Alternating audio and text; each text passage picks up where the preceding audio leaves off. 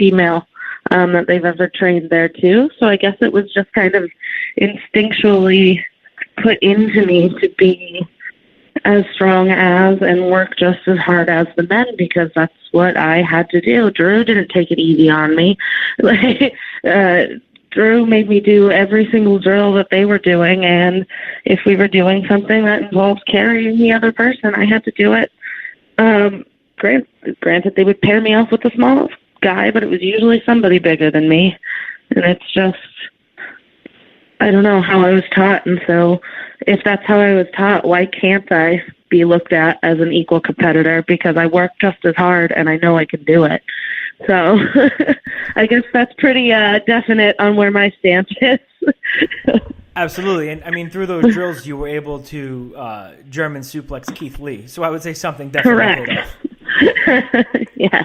So after that, I mean, next big step, I would say, would be the Mae Young Classic. Yeah. You had a great run in the Mae Young Classic, and rewatching it back as I did like the last month or so, and I'm not just saying this, I truly believe you had the loudest pop when you came out in that opening match against Jazzy Gabbard. What was that, that first match like? But overall, what was that experience like, and how long did you guys tape, and how many matches was it really? Oh, the Mae Young is definitely going to go down as one of the greatest things I've ever been a part of in my life, hands down. Especially getting to be the first one too. Excuse me. And it was just such an awesome experience. And it was tournament style, so we taped up to the ending in 2 days of shows here at Full Sail, and just getting to see all the competitors too, from all over the world, which and some of them being my friends, and them getting the opportunities to be there too. It just overall was a really great thing, and I'm happy that I got to be a part of it. Definitely. And I mean, in your career, a lot of times, like you said, you had, the intergender matches, and you wrestled as an underdog against Keith Lee and Drew Gulak and stuff like that. And that opening match you had with Jazzy Gabbard was just awesome. That was a back and forth, hard hitting match. And even, there was so much talent in the Mae Young Classic. I mean, a lot of that, I guess there's only so much time, but it was such a talent-filled pool.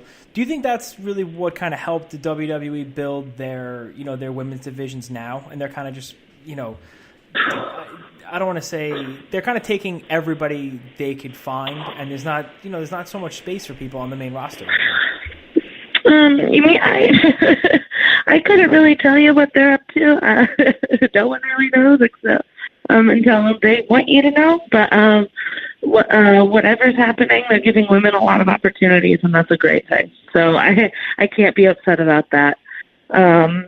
Having more spaces for women isn't a bad thing, I don't think. No, I would definitely agree with you on that one. And actually, I'm going to put you on the spot right now, because Joe and we attended our first ever Shine event at Shine 49 at La Boom, and it was awesome. And actually, Shine 49 outdrew the previous Evolve show that was there. So they have a great fan base. They have a great crowd, and we had such a good time.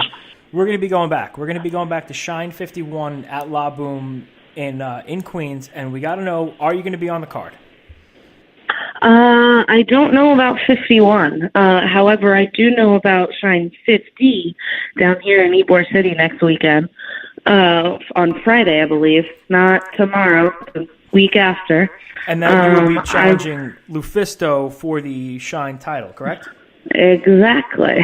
So right, well, I will be at that one. all right, I got to tell you, we're going to be pulling for you because we want to see you up here in New York for Shine 51. I miss New York. It's been a while. So. Well, you're not missing anything. It's like 30 degrees right now, so you're not missing anything. Oh, no, never mind. I'll stay here. It was 90 today. Okay, see, you're lucky. Listen, and before we let you go, we ask every single person that comes on the show. Me and Joe are split down the middle. It's like the Civil War here. We need you to pick Bret Hart or Shawn Michaels. Who do you got? I'm Shawn Michaels.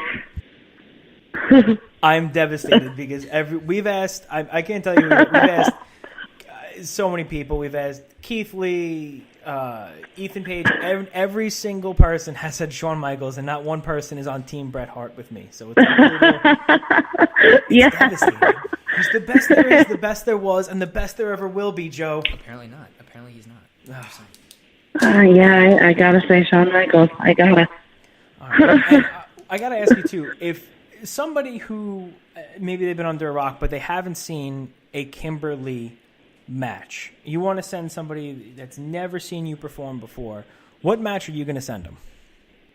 Oh man, that depends, because there's Beyond just started releasing a bunch of new ones that are really good. Like they just released me versus Keith Lee and me versus Drew Gulak, which, as far as matches go that are really important to me, I would send them that one. But there's also like me versus Asuka before she was Asuka. So there's a lot. I've got a lot. That would be a tough decision. So what we're telling people is to make sure you go to YouTube and go to Beyond Wrestling and subscribe and watch all of the Kimberly matches on there. How's that? Yeah, that's a solid plan. Speaking of solid plans, I want to let you know and all of our listeners know, you guys need to go to ProWrestlingTees.com and you need to look up Kimberly and you need to purchase some merch on there because at Shine 51, we're going to be rocking the Kimberly She's a Wrestler shirt. I got one in pink. Joe got it in white. You know, we don't want to match too much. But listen, we'll be there. And if people want to follow you, they want to find out bookings, upcoming events, where can they get in touch with you? You can always see what I'm doing on Twitter and Instagram. That is at Kimber_LEE90 for both of them. That's the best way to see what I'm up to and where I'm going next. And both of them have the little blue check mark, so it's pretty easy to tell which one's me. Don't believe any imitations. The blue check mark means so much. It really does. You never know what's out there. Listen, Kimber, we cannot thank you enough for coming on the All Night Long Wrestling podcast. We look forward to seeing you in the future. We wish you nothing but the best of luck against Lufisto next weekend, and hopefully we'll see you at Shine 51 as the new champion. Yes, that would be ideal. Thanks for having me, guys. It's been fun. Thank you, Kimber. Have a great night. You too. Take care.